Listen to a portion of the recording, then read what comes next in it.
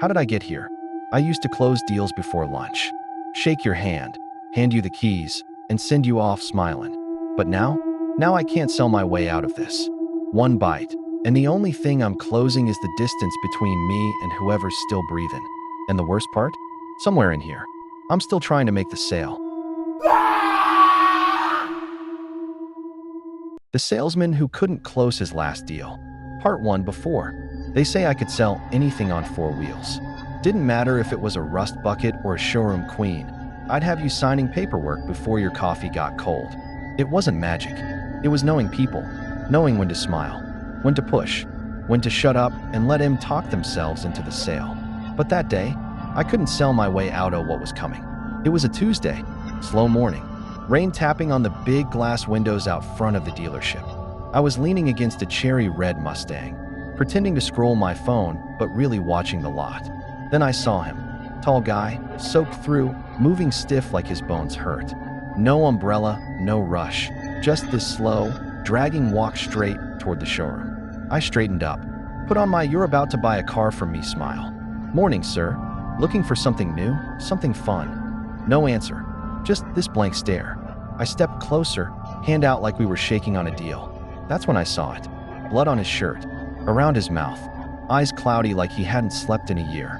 And then he lunged. No warning, no words, just teeth. I stumbled back, but not fast enough. He bit into my forearm, right through the sleeve of my dress shirt. Pain lit me up. I shoved him off, and he slammed into a display rack, knocking brochures everywhere. Blood dripped down my arm, hot and fast. My sales manager, Rick, came running, saw the mess, saw the guy on the floor, and grabbed the phone to call the cops. The man didn't stay down. He pushed himself up, growling low, like a busted engine trying to start. Rick froze, and that was all it took for the guy to latch onto him. I didn't wait around to watch. I bolted through the side door, clutching my arm, rain soaking into my clothes. I ran across the lot, past the new SUVs, past the customer cars waiting for service. Found my own ride, my pride and joy, a '98 Corvette I'd been fixing up for months. Slid inside and slammed the door. I could hear the screams from the showroom over the rain. I didn't go back. Couldn't. I drove. Not sure where. Just away. Every mile my arm throbbed worse. The heat from the bite spread up into my shoulder. My vision swam. I pulled into a deserted strip mall, parked under a flickering streetlight. Tried to breathe. Tried to tell myself I'd be fine. But deep down I knew. I'd closed my last deal. During the hunt on the lot, I woke up on my feet. Not in a bed. Not on a couch, just standing under that same flickering streetlight in the strip mall lot. Rain still falling, but softer now. Puddles reflecting that cold gray sky. And I wasn't cold. I wasn't tired. I wasn't anything. The Corvette sat in front of me, door wide open, keys dangling in the ignition. But I didn't care. I turned slowly, scanning the lot like it was a slow sales day. That old habit, sizing people up before I even said hello, it was still there. Only now, I wasn't looking for customers. I was looking for something warm, something breathing, something I could close. My feet moved without me telling them to. Dress shoes splashing through puddles as I drifted back toward the dealership. The front windows were shattered. Rain pooled on the tile inside. Desks overturned, papers everywhere. And blood. So much blood. The air was thick with it. And the smell? It wasn't bad to me anymore. It was inviting. I stepped over a broken chair and walked through the showroom. Past the same cars I'd been pitching a few hours ago. Cherry red Mustang. Jet black Charger. That electric blue Challenger I'd been trying to upsell for weeks. But I didn't see cars anymore. I saw bait. Movement caught my eye near the service bay. 2 mechanics crouched behind a lifted SUV, whispering fast. One had a wrench in his hand like it could save him. I approached slow. Not because I was sneaking. Because that's just how I always walked with a sale on the line. Calm, confident, closing in. They saw me. "Tom. Holy crap, you're alive," we thought. I lunged before he finished. The wrench hit my shoulder. Didn't matter. Didn't stop me. My teeth hit his throat. Hot, metallic. Perfect. His buddy bolted. Ran toward the break room. I followed, my shoes squeaking on the wet tile like nothing had changed. Just another day on the job. Just another lead to chase. He slammed the door. I hit it. Wood cracked. Latch splintered. When I stepped inside, He was against the far wall, breathing hard. I smiled, or at least, whatever passed for a smile now. That old sales voice in my head whispered, "You don't leave without closing." And I didn't. When it was over, I leaned against the vending machine, blood dripping down my shirt. I looked around the break room, noticed the bulletin board still had this month's sales rankings posted. My name was at the top. Somewhere deep inside, the real me laughed. Because even dead, I was still number one.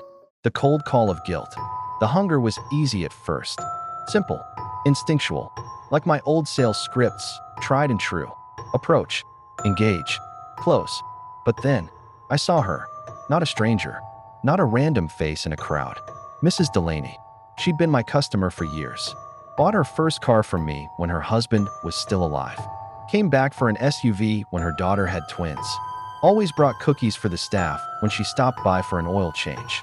Now she was crouched between two minivans in the lot, soaked from the rain, clutching her purse like it could protect her from me.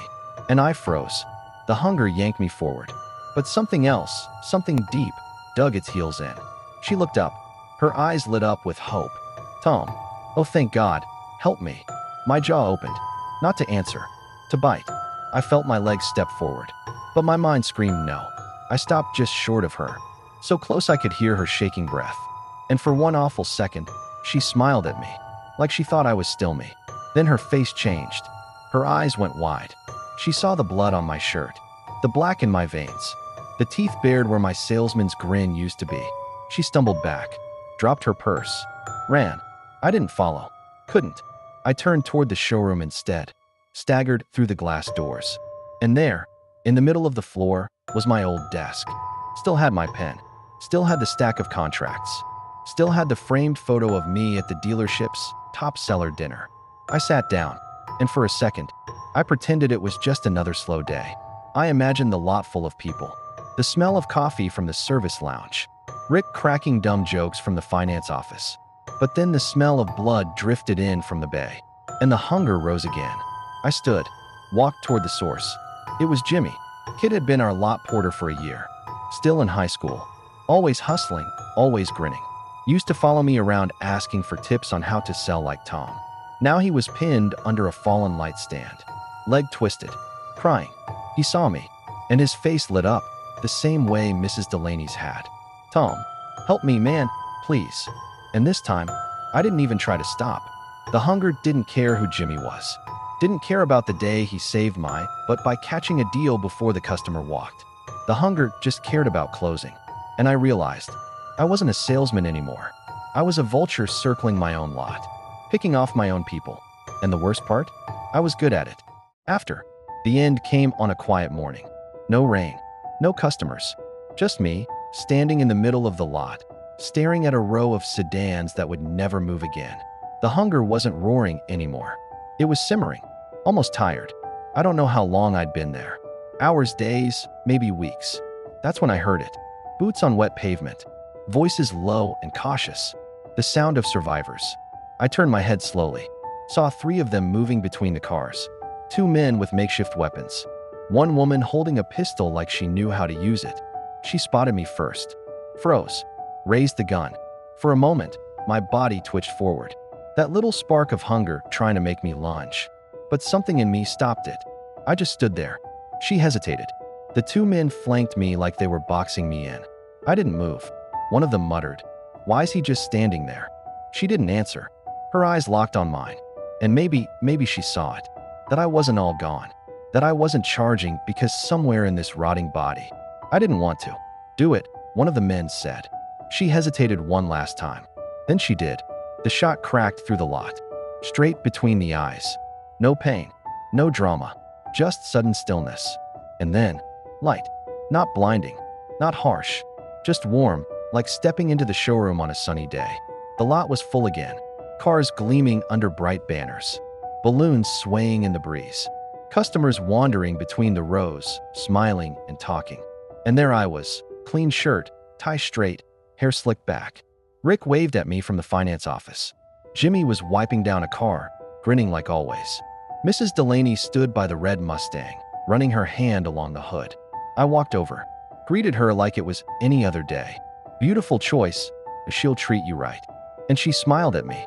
That same warm smile she used to give when I handed her the keys. I opened the driver's side door for her. She stepped in. Engine roared to life. When she pulled off the lot, I turned and saw everyone waving. Every face I'd ever sold to. Every handshake I'd ever made. They weren't afraid of me anymore. They were thanking me. And that's when I realized this was my last deal.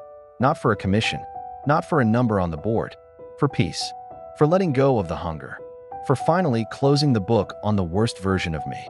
The light began to fade. The lot emptied, and I felt myself drift. No more deals to make. No more cars to sell. Just quiet. Just peace. They called me the closer. Said I could sell anything to anyone. But in the end, the only thing I sold was myself. And now, no more handshakes. No more contracts. Just quiet. This was Thoughts of a Zombie. And you're watching Whispers Between Worlds. We upload horror daily. So if you're ready for the next nightmare, I'll be waiting.